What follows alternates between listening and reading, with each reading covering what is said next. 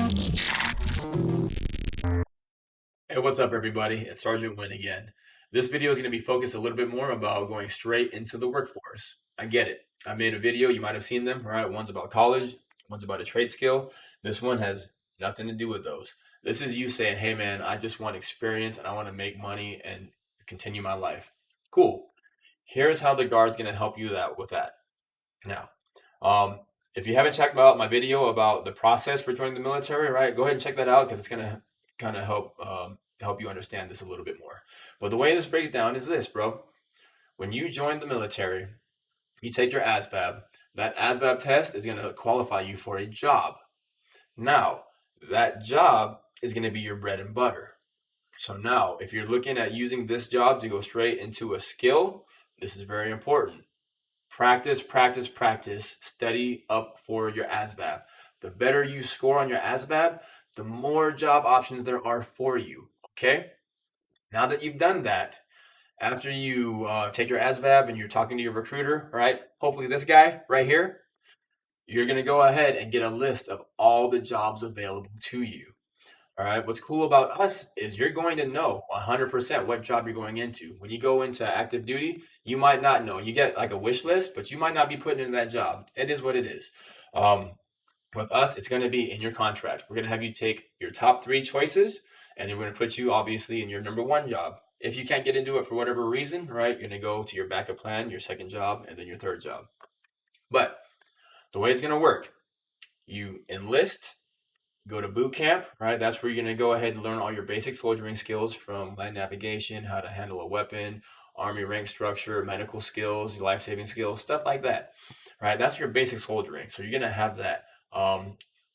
After that, you're going to go to your job training, right? Remember, you heard me say the bread and butter earlier? This is your bread and butter.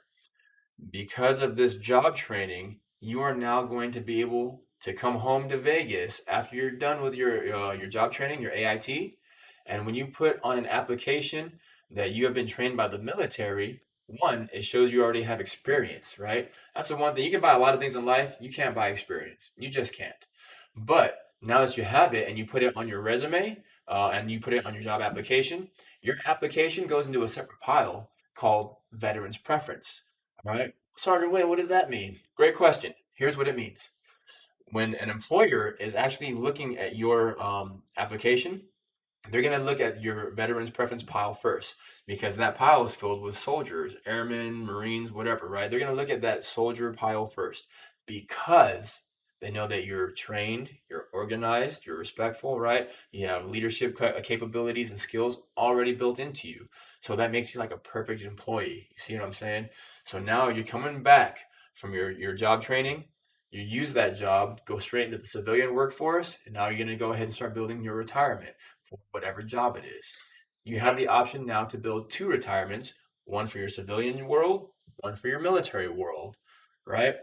Super simple process.